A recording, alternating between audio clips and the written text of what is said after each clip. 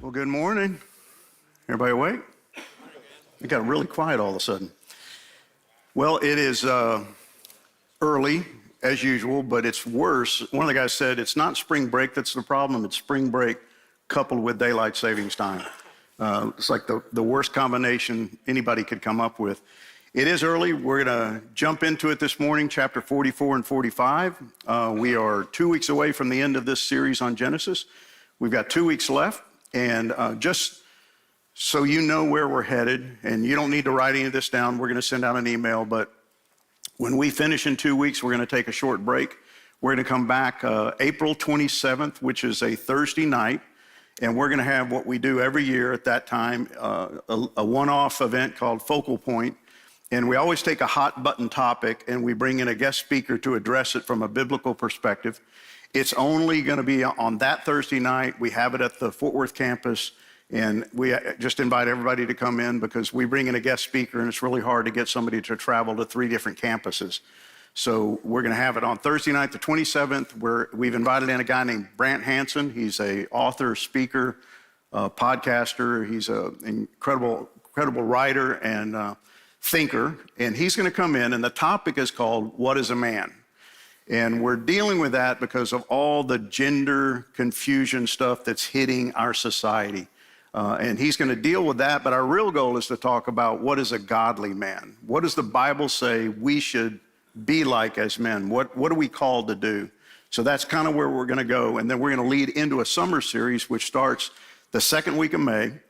And it's called The Godly Man's Picture. And we're going to take 6 different characters from Scripture, both Old and New Testament, and try to define what is a godly man supposed to look like. And so that's going to be kind of our theme for April through June, looking at what does it mean to be a godly man? And it's not just doing godly looking stuff. It's not just reading your Bible, coming to Bible study, praying a lot. Those things are great and good, but that does not necessarily make you a godly man. So we're going to look at that.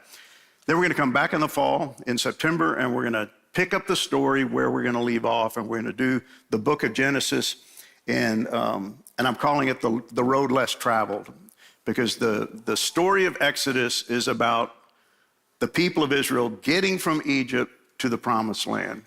And it's really a picture of our life journey here on this planet in the time in which we live. We're headed to the promised land. How do we make it through the wilderness? So that's what we're going to look at in September when we start back up, the book of Exodus. So that's where we're going. And as I said, we'll send out emails reminding you of all those things, but hopefully we'll see you on April 27th. Let me pray for us, and we're going to jump into it this morning. Lord, we are grateful, as always, for your goodness, your grace, your mercy. Thank you for your word. Thank you for the story of Joseph. And Lord, this picture of your sovereign mercy and grace, your plan, your timing, everything about you is perfect. And may we see that even again this morning as we unpack these 2 chapters. We love you, Lord, and we pray all of this in Jesus Christ's name. Amen. So this week we're going to look at the big surprise. We've kind of been waiting for this. This is that moment in the story that it's kind of been building, right? We've seen Joseph go through all kinds of ups and downs in his life, from being sold into slavery by his brothers, ending up a slave in Potiphar's house, getting accused of attempted rape by his wife, getting thrown into prison, getting left in prison for 2 years or more, and then ultimately becoming the second most powerful man in the whole land of Egypt. And then his brothers show up.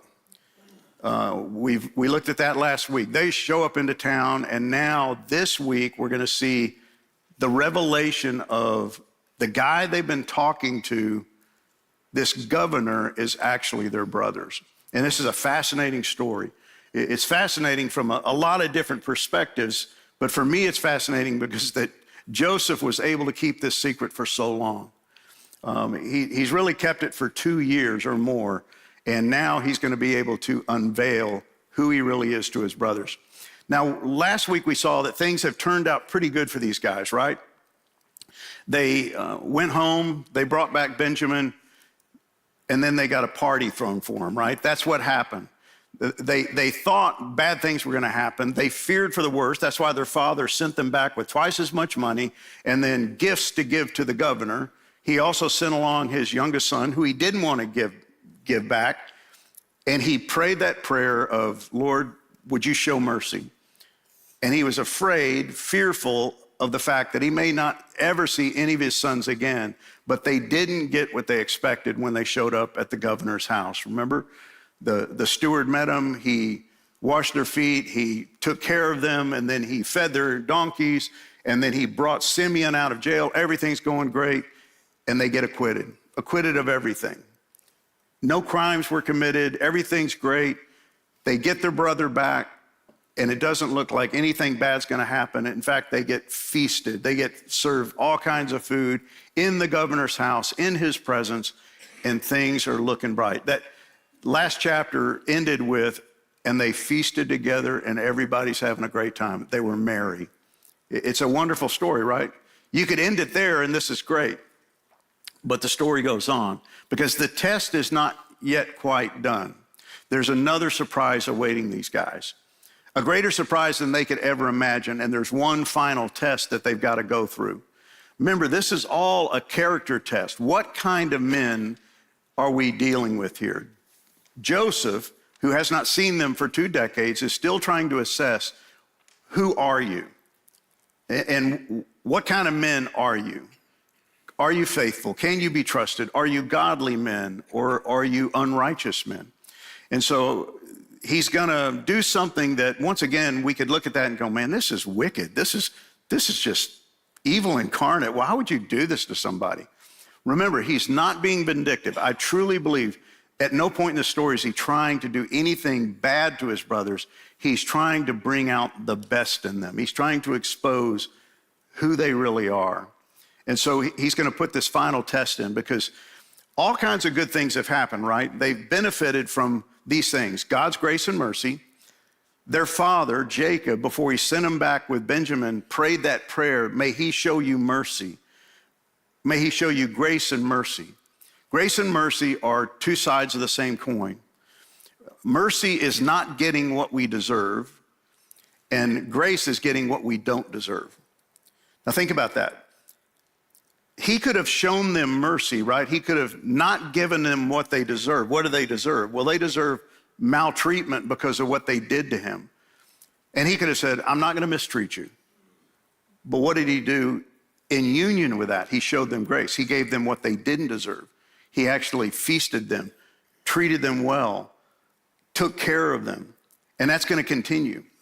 So those 2 things should go hand in hand. It's not enough to just say, well, I forgive you for what you did for me. Grace needs to go along with that. I'm not going to give you what you deserve, but I'm also not going to give you what you don't deserve. My love, my care, my affection. See, he did both, and it was all done. God's grace and mercy was shown through Joseph. He was the PVC pipe. He was the conduit through which that mercy and grace was bestowed on his brothers. And every time I read this story, I was listening to it on audio as I was driving in this morning. It hits me that how difficult this must have been for him. Thinking back on everything they did to him, that he was able to show grace and mercy, that he was God's hands and feet to his brothers. Those brothers who he could look in their eyes and he could remember what they said, what they did, all those years living in that same home where they hated his guts. See, justice is getting what you rightly deserve. Mercy is not getting what you deserve. We all have mercy, right? I love to have mercy bestowed on me. I'm not so good at bestowing it on others, but I love getting it. But grace is getting what you don't deserve. See, that's why we sing that great old hymn, Amazing Grace, that God would give you and I what we don't deserve, his grace, salvation, forgiveness, redemption. And that's really what this is all about. This is a story of redemption. God redeeming those brothers who in a sense are lost. Ever since they did what they did to the people of Shechem, ever since they did what they did to their brother, they're lost and they're in the process of being redeemed. Mercy and grace are 2 sides of the same coin. And so it's an amazing story, but now we pick it up in chapter 44, and the next test in the series of tests is going to happen. It says that he commanded the steward of his house, he being Joseph, fill them in sacks with food, as much as they can carry, and put each man's money in the mouth of his sack, And then he adds this little kind of caveat. And one more thing. Put my cup, the silver cup, in the mouth of the sack of the youngest with his money for the grain. And he did as Joseph told him. So Joseph has once again come up with a plan. And this plan, I believe, is coming from God. This is what God wants him to do. And it's yet another test of his brother's character. How will you respond? Now, this is all premeditated. It's all been thought out in advance. And he gives the suggestion or the command to his steward, this pagan steward, to do this. It says, as soon as the morning came, something's going to get exposed. Now, what's important here is that he put the silver cup in the sack of who? The youngest. Who's the youngest? Benjamin. Who's Benjamin? His blood brother. Born to the same mother, Rachel, and Rachel died giving birth to him. So they are closely connected. He's the replacement for Joseph. He's the favored son now. And so here's Joseph, knowing that Benjamin has taken my spot as the favored son of Jacob, our father, and he purposely has the steward put the cup in his sack. There's something going on here. There's a plan in place, right? Now, the other brothers know nothing about that. So as soon as the morning was light, the men were sent away with their donkeys, and they had gone only a short distance from the city. So they just get outside of town, and then Joseph says to his steward, follow the men. When you overtake them, say to them, why have you repaid evil for good? Is it not from this that my Lord drinks, and by this that he practices divination? You have done evil in doing this. Now, I want to just stop for just a second and kind of clear up what's going on here. We could easily read this and go, whoa, wait a minute. What's Joseph doing divination? Because we know later on the law is going to be really clear about things like divination, talking to the dead, trying to foresee the future through these kinds of means. This word divination is kind of interesting because it really is a word having to do with foretelling the future by using a cup, and you would pour water in the cup, and then you would pour oil in the cup, and then you would watch how the two interacted, and you could foretell the future by that. It was pretty common in Egypt. And so you look at this and go, okay, well, is Joseph doing this? I thought he heard from God directly. Why is he doing divination? I don't think he's practicing divination. I don't think that's what's going on here. It's very unlikely based on what we know about Joseph, what we know about God, and what God's later going to say about things like divination and necromancy and witchcraft and all kinds of magic, that God stands against this. So I don't think that's what's going on. He's simply continuing to carry out the masquerade of I'm an Egyptian. Remember, this is all done for the benefit of his brothers. And even with his steward doesn't fully know everything we know about Joseph. He knows he's a Hebrew. He knows he worships a different God, but he doesn't know everything there is to know about this young man. So I just think this is Joseph carrying on this facade so that his brothers will continue to think that he's the governor. He's an Egyptian. He doesn't want them even suspecting that he might be their brother. I don't think that's even remotely on their mind, but I think that's all that's going on here. So he's going to accuse them of stealing the governor's cup. And to steal this cup in particular, it's silver, which means it's of value, but its secondary value is that it's used for divination, which even they would go, that's not a good thing. You know, you don't steal somebody's idol, you don't steal somebody's divination cup. Now it's even worse. It's valuable, and it's now twice as valuable because he can no longer see the future. So they get it. They understand. It's like when he accuses them of being spies, they know what that meant. That's not good. They're going to know what this means, right? You've stolen this cup. It's silver. It's valuable, but it's also a cup used for divination, which means it's twice as valuable. I think that's all that's going on in the story. So he accuses them of doing evil. Evil's going to be very important in the story. Wickedness. It's the word ra, R-A in Hebrew. And it literally is the opposite of righteousness. Those two almost always appear side by side. Those who do wickedness, ra, and those who do righteousness. And so that word is going to be critical because he's basically accusing his brothers of what? Wickedness. You're doing wickedness. You're men of wickedness. See, to return evil for evil, this is what he says. Why have you returned evil for good is bad, right? You don't do that. But see, if you return evil for evil, it's called vengeance. If you do something bad to me and I do something bad back to you, that's called vengeance. Evil for evil is vengeance. It's what they did to the Shechemites, right?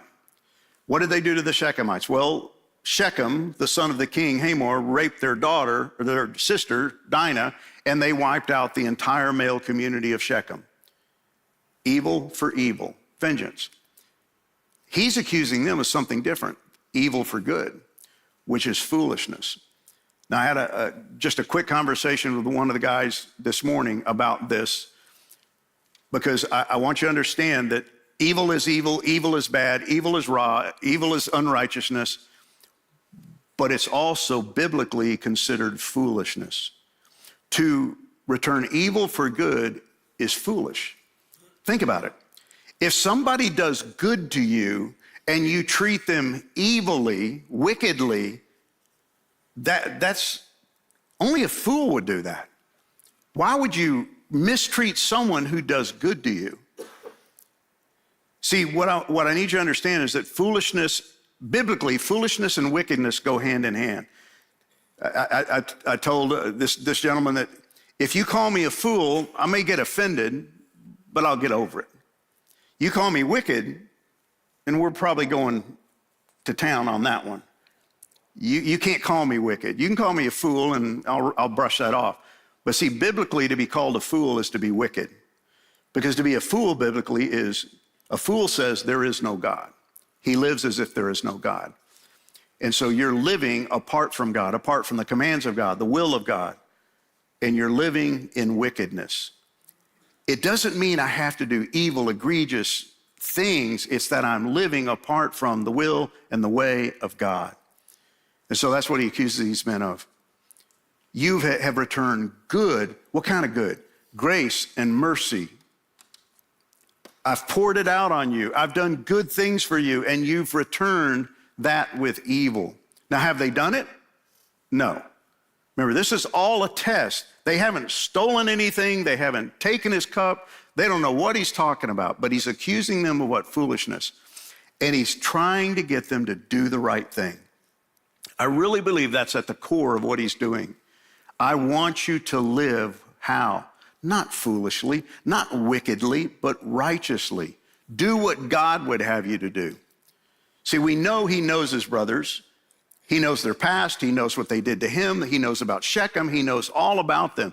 And he knows that they're going to go home and not return. What does he know that they don't know? You got to come back. And not only do you need to come back, you need to bring your dad and the rest of your families with you. It's imperative that you come back. Do the right thing because this is what God has preordained. You got to come back. But he knows they're going to go home and they're going to think about it and go, you know what? We're going to wait out the rest of this famine. They don't know how long it's going to last. He does. And so he's wanting them to do what God would have them do. Go home, get your dad, and come back. See, it's a character test. What will you do? How will you respond? See, I love this from Proverbs 17, 12 through 13. Listen what it says. It is safer to meet a bear robbed of her cubs than to confront a fool caught in his foolishness. Apply that to yourself. Think about the times you've done foolish things. What a comparison. It's better to meet a bear robbed of her cubs. Now, I've never met a bear, and I've never seen a bear except in a zoo, behind a wall in a cage.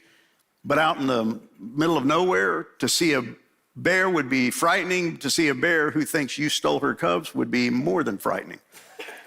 And that's what it's like to confront a fool caught in his foolishness. He's going to bow up. He's going to resist. He's going to hate you for confronting him. That's what it's saying here. But look at what it's tied to. If you repay good with evil, evil will never leave your house. See, I think Joseph so wants his brothers to change because he knows if they keep going down this road of doing foolishness, of resisting the will of God, of not doing what God would have them to do, they are going to eventually live the rest of their lives that way. He didn't want that for them. He knows what it's like to live with God, having God with him and guiding him and directing him and blessing him. And he wants that for his brothers. And guess what? You should want that for everybody you know. Your kids, your grandkids, your friends, your neighbors, everyone you know. You should want every person on this planet to walk away from foolishness, which is wickedness, and turn to God. Because you've experienced what that means and what it brings. So he wants them to do the right thing. So he sets up this really final test. How are they going to treat Benjamin? Now, whose sack gets the silver goblet put in it? Benjamin. Who's Benjamin? His brother. He's also the favored son of Jacob, their father. He's the one that Jacob didn't want to send back. And so he puts the cup in his sack so he will see how will these brothers respond to this favored son. You going to do to him what you did to me? Are you going to sell him out? Are you going to give him up? Are you going to just abandon him? What's going to happen when it gets revealed that this kid that was the favorite of Jacob and has been favored by Joseph, right? He gave him 5 times as much food at that feast. He's going to bless him even more. He actually prayed a little blessing over him. How are they going to respond? What are they going to do when he gets accused of theft? And this is a fascinating test, right, of how we sometimes get exposed. We get put into these moments where God wants to see, all right, Ken, how are you going to handle this one? How are you going to respond to this one? What's going to be your character that flows out of this particular situation? So what happens? The steward overtook them. Remember, Joseph said, catch up with them. They're just outside of town. And he spoke to them these words. Why does the Lord speak to us in such a manner? He accuses them. He says, why have you taken the cup? Why have you done evil? Why have you stolen what doesn't belong to you? Why would you treat the governor in such a way? They say, far be it from your servants to do such a thing. We didn't steal anything. What are you talking about? We're not guilty. Behold, the money that we found in the mouths of our sacks, we brought back to you from the land of Canaan. Wasn't that proof to you that we're honest men? Hey, this is like deja vu all over again. We've been here. We didn't steal anything. We certainly didn't steal his silver or gold cup. We wouldn't do that. Why would we do evil for good? We're not that kind of men. Now listen to what they say. And this is almost a picture of foolishness right here because they make a really stupid vow. Whichever your servants is found with it shall die. That's a risky thing to say. Now what are they counting on? We don't have that cup. We know we didn't take the cup. We are guiltless. We are innocent of anything. So I don't know who said this, but somebody spoke up, probably Reuben, who was the oldest, and said, whichever of your servants is found with it shall die, and we will also be your servants, which is really another word for slaves. If you find that cup, whoever's sack it's in will die, he'll give his life, and the rest of us will become your slaves. Well, listen to how the steward responds. Let it be as you say. He who is found with it shall be my servant. See, he doesn't go, okay, whoever we find it in will die. He changes the terms. He brings the heat down a little bit. He kind of spares them from their rash vow. He who is found with it shall be my servant, and the rest of you shall be innocent. Now, this is the key as far as I'm concerned. This is the key to the test. What's he saying? Whoever has the cup will become a slave, and the rest of you get to go home. You get to go home. You get to go home how? Innocent. Now, what does the steward know that they don't know? He knows who has the cup. Who has the cup? Benjamin, the favored son of Jacob. You see the test here. When they find out that, oh, he's got the cup, take him. We don't need him anyway. Is that what they're going to do? Is that how they're going to respond? Are they going to be so ready to go home that they sell out Benjamin just like they sold out Joseph? That's really what's going on here. So all of them can go home innocent. Let's fast forward. What happens? Well, he searches through all their sacks, and he begins with the oldest to the youngest. Remember the feast? Joseph had them seated, oldest to youngest. Now he's going through the sacks. The steward is going through the sacks from the oldest to the youngest. It's like he's holding out how the story's going to end to the very end. And every sack he opens is empty. And you can almost see as he gets further down the line, the brothers are going, I told you, moron, idiot. We don't have the stupid cup. And they're all getting cockier as they go along until it gets to the what? The last sack. And he opens it up, and there it is. There it is. Now look how they respond. This is important. They tore their clothes, which is a sign of what? Grief, mourning, sadness. Oh my gosh. Benjamin has the cup. What did we just say? The one who has the cup should be killed. The one who has the cup is going to become a slave. They tore their clothes. Every man loaded his donkey, and they returned to the city. What did the steward just tell them?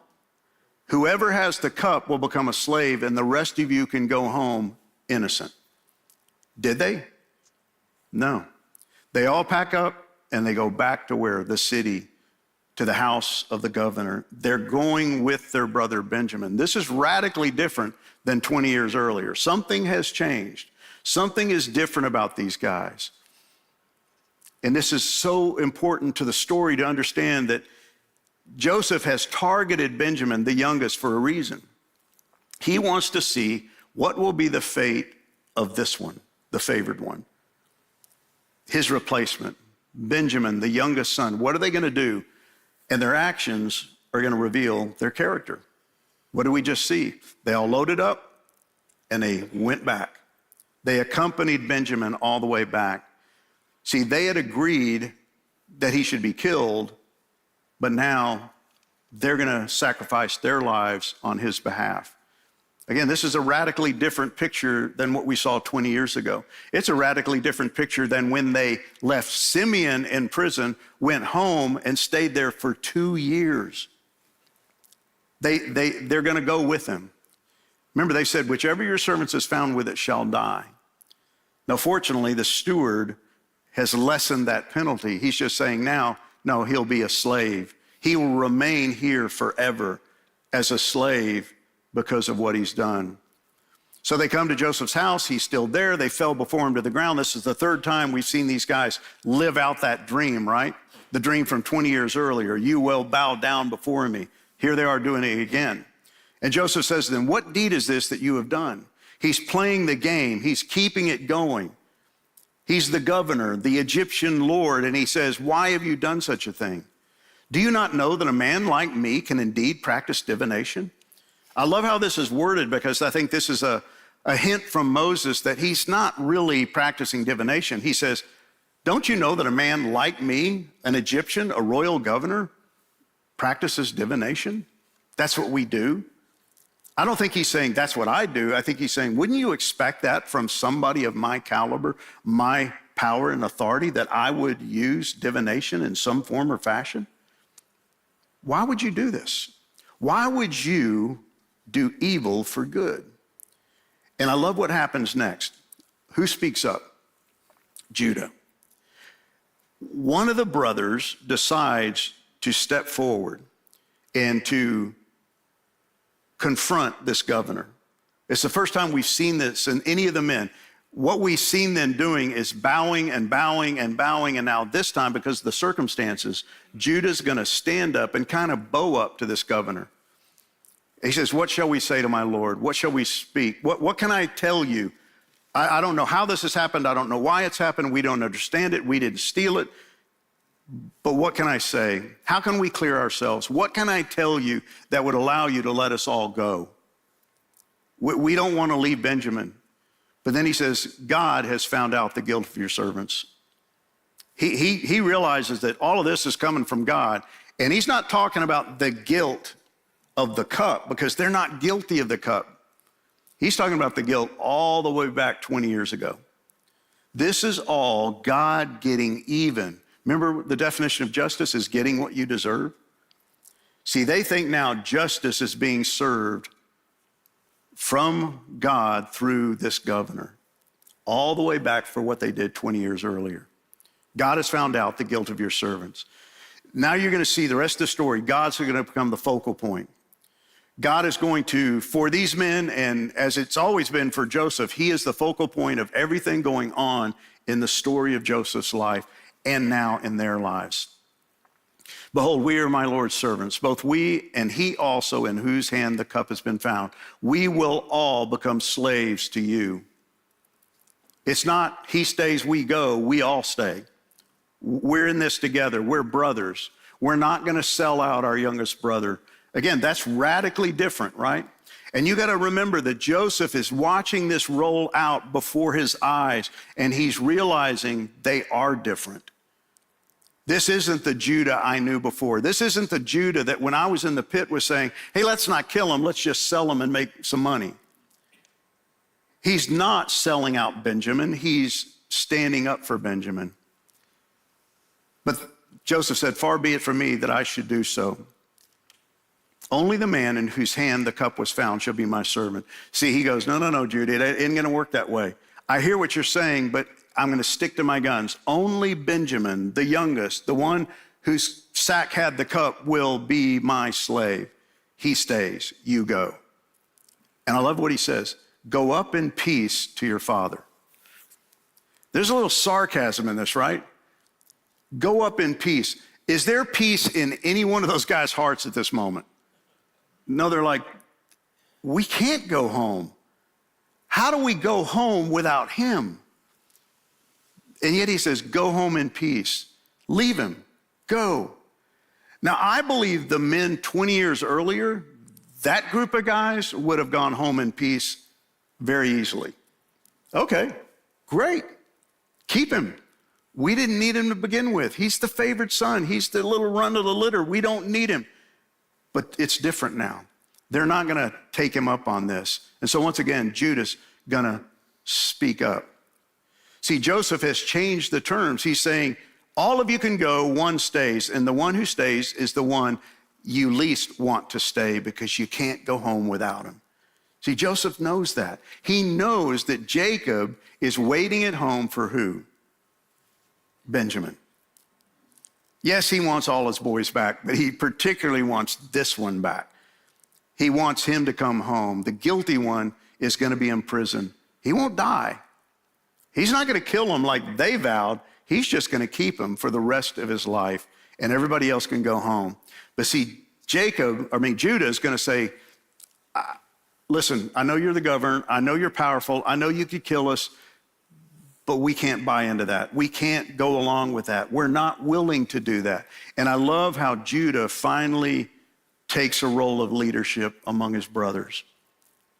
And Judah's going to be pretty important, guys, when it comes to the people of Israel, because he is going to be the tribe. From him will come the tribe, through whom will come King David, and through whom will come the Messiah. So this is all kind of a character show of this particular man. And I see him as kind of the less than stellar son. He's not had a great life. He's not had a good life. He's far from perfect. How do we know that? Well, we've looked at it. He's the one who decided and convinced his brothers to sell Joseph into slavery. He's the one who married a Canaanite woman. And then he got a Canaanite woman for his son. And then that son died, and the next son died. And this twice widowed woman, Tamar, dresses up like a prostitute. And then he goes into what he thinks is a prostitute, ends up getting that prostitute pregnant, but it just so happens to be Tamar. This is the Judah that is speaking up.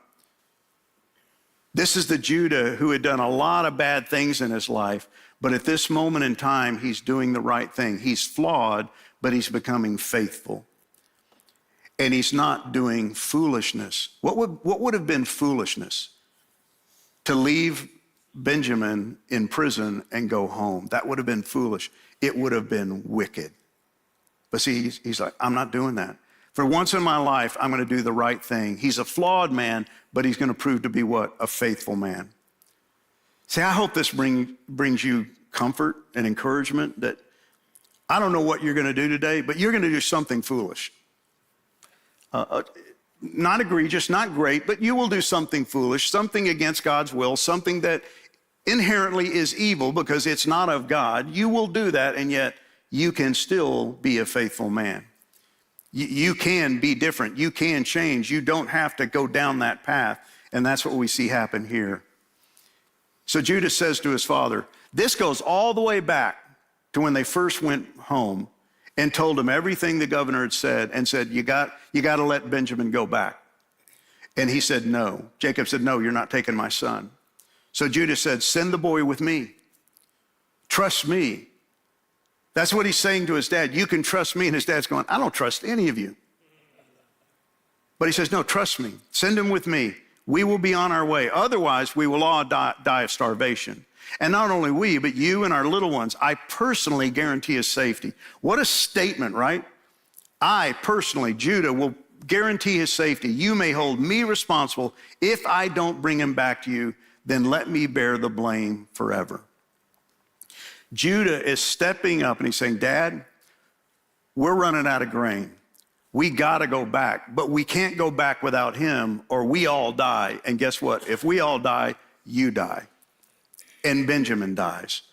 So it's best if you let him go. And I guarantee his life with my life. What a picture of sacrifice, right? Now, I don't know how much he meant that, or is this just tall talk at this point, but he's going to keep his word. Because when we fast forward and they come back and all this stuff happens with the cup and the sack of Benjamin, and now they're standing before the governor and he goes, this kid stays, you go home. He goes, no, I'm going to do what I said I would do. And he boldly confronts this governor. This took a lot of guts, guys, to stand before the most powerful man in all of Egypt and to say what he says to him. He goes back and he tells the story. He talks about, we went home, we told our dad everything you told us, and he refused to let Benjamin come back. Remember, what was the whole caveat? Simeon stays in prison until you bring that younger son back. And so he said, I begged, I pleaded with my dad, and I promised him that I would bring Benjamin back. And now you're telling me I can't. And see, he can't buy into that. He can't do it. For your servant became a pledge for the safety of the boy to my father, saying, if I do not bring him back to you, then I shall bear the blame before my father all my life. I'm going to live with this for the rest of my life. And there's a little bit of irony in this, right? That Joseph is hearing his brother Judah, who came up with the idea to sell him to Ishmaelite slave traders, say that I will bear the blame all my life if I don't bring Benjamin back. That must have stung a little bit. Why didn't you do that for me? But he's at least glad to hear that Judah has changed and he's now willing to do it for Benjamin. You have grown up. You are willing to do the righteous thing. So he says to the governor, please let your servant remain instead of the boy as a servant to my Lord, and let the boy go back with his brothers. Please, I beg of you, I plead with you. I will give myself. He offers himself as a substitute for his younger brother. It's a picture of what Christ did for you and I on the cross, right? Remember, he is the tribe through which Jesus Christ will come. This is a foreshadowing of that descendant of Judah who will do this very thing for you and I. He did the right thing. He didn't do the foolish thing. He didn't do the wicked thing. He did the righteous thing. He did what God would have him do. He pledged his life for Benjamin. He didn't have to. Technically, he didn't have to. That was God's will. That's what God wanted done. But he made the decision that I will do that. I will stand in his place. Let everyone go. I'll stay. I'll stay here in prison. I will give up my life. What an incredible picture of life change in this man, willing to pay the debt of another, sacrificing his life on behalf of the innocent. Judah's sacrifice is going to get honored. We know it's honored, right? It's going to be honored in the form of a blessing later on, and we'll look at this in the couple of weeks ahead. Jacob is going to bless all of his sons, but he's going to offer a special blessing on Judah. Here's what he says. The scepter will not depart from Judah, nor the ruler's staff from his descendants until the coming of the one to whom it belongs, the one whom all nations will honor. We know who that's talking about, right? We're on this side of the cross. We know how the story ends. We know about the Messiah. This is a premonition, a prophecy unknown to Jacob at the time of a greater one to come. This is a God-ordained blessing that he's blessing on his son, Judah, talking about this one who will come, through whom all the nations will be blessed. Jesus is the fulfillment. Isn't it amazing that we saw how Perez, the child born to Judah and that, quote, prostitute, who is actually his daughter-in-law, is in the lineage of the Messiah, and so is Judah. This man who is flawed yet faithful is in the line, and from him will come the descendant. Which descendant? The Messiah, the Lion of Judah. See, this is how God works. I don't understand it. I don't get it. His ways are not my ways. They're not your ways, but God works his plan to perfection. Jacob is pronouncing this blessing on Judah, and it's got long-term ramifications. He goes on and says, Judah, my son, is a young lion that has finished eating its prey. Like a lion, he crouches and lies down. Like a lioness, who dares to rouse him? He's picturing someone in the line of Judah who is going to be powerful, a young lion, the Lion of Judah, right? Jesus. All of this is pointing towards Jesus. Go all the way to the book of Revelation, chapter 25, verse 5. One of the 24 elders said to me, John, stop weeping. Look, the Lion of the tribe of Judah, the heir to David's throne, has won the victory. He is worthy to open the scroll and its 7 seals. It's just amazing, guys. If you just read the New Testament, you never read the Old Testament, or you prefer the Old Testament, you never read the New Testament, it's like reading half a book. It's like watching half the movie. You got to keep it all in context, because this is all one story with one grand plan. And here we're seeing that blessing that Jacob pronounces on Judah is going to be fulfilled in Jesus Christ. It's all pointing to the future. That's why all of this is the sovereign will of God. Well, what happens? This is when the big reveal happens. Joseph can't control himself before all those who stood before him. He is so moved by what he sees in his brother Judah that he loses all control. He can't keep up the guys anymore. He can't fake it anymore, and he sends every Egyptian out of the room, so it's just the brothers and him, and he's going to reveal who he is. He says, make everyone go out from me. So no one stayed with him when Joseph made himself known to his brothers, and he wept aloud so that the Egyptians heard it. This guy is sobbing uncontrollably. Through the walls, they hear him outside. What's going on? What's wrong with the governor? What's happening inside? They have no clue who he is and who they are. And now he's about to reveal it. He wept aloud, so the Egyptians heard it, and the household of Pharaoh heard it. And Joseph said to his brothers, I am Joseph. Man, I would love to have been in the room when he said that, just with because remember, he's been speaking Egyptian all up to this moment through an interpreter, no interpreter in the room. And suddenly the Egyptian governor goes, in Hebrew, I am Joseph. They're going, what? And they're all looking at you either, did you just hear what? And I think to be graphic, they probably all just about wet themselves. Like, are you kidding me? And I think the light went on. They recognized him and go, it is him. I thought I recognized something about this guy. He looks somewhat familiar. They're shocked. Then he asks something interesting. Is my dad still alive? Why is he asking that? They've been talking about his dad for hours now. They've repeatedly said, Jacob, our father, Jacob, our father. But this emotional connection. Is he really still alive? After 20 years, is my dad still alive? I thought he'd be long dead by now. See, this is the emotion coming out. But his brothers couldn't answer him, for they were dismayed at his presence. They're like slack-jawed. They're all just staring at him going, and remember, what's going through their brains? Guilt. Oh my gosh, this is when it's going to come. If he's really Joseph, and we're really his brothers, we're dead meat. They are scared to death. They are in awe. They don't know what to say. I am Joseph. He reveals his identity for the first time. And it's all because of what he saw, I believe, Judah do. That Judah finally proved that they are different. And so he says, hey guys, it's me. Ta-da! Surprise. Not exactly the best surprise they ever wanted in their lives, but it's going to prove to be one of the best surprises they ever had in their lives, because it's going to be the key to their future. So he says, come near to me, please. And they came near. And he said, I'm your brother Joseph. He repeats it because he knows they're still staring at him like deer in the headlights. Like, no, it's me. I am Joseph in Hebrew, whom you sold into Egypt. I love how he adds that. If you don't believe me, I'm the guy you sold into slavery. What are they already thinking? Is this the guy we sold into slavery? Yes, I am.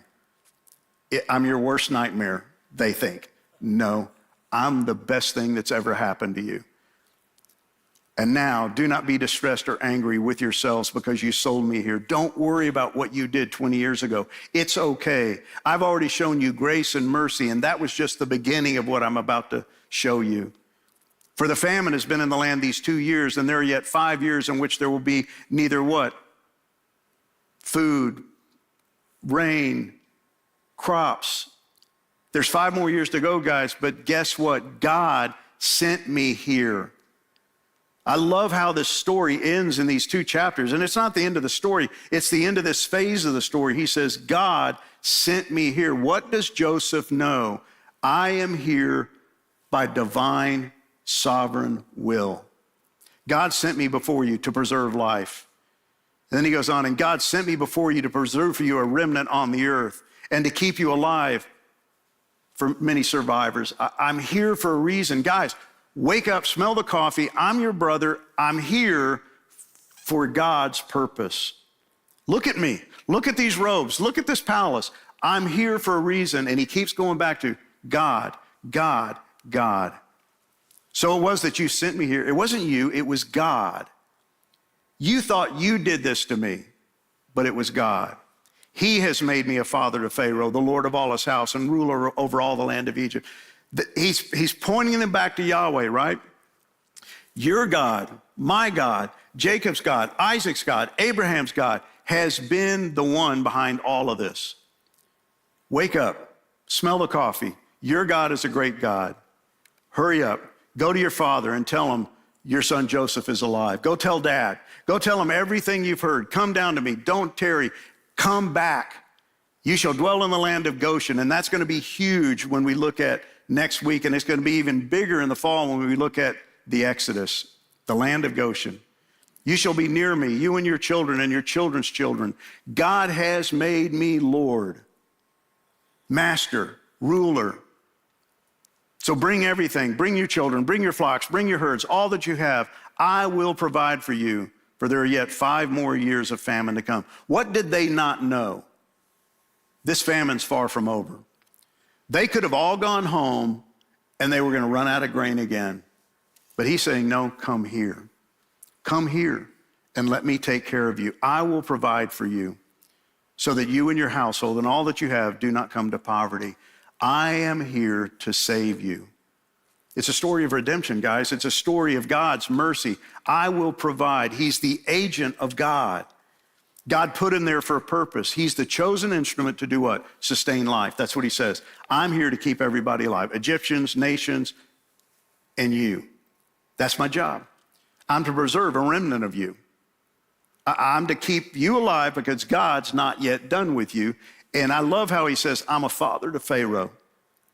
It's unlikely that he's older than Pharaoh, but he's saying, I've been put in such a position that Pharaoh listens to me.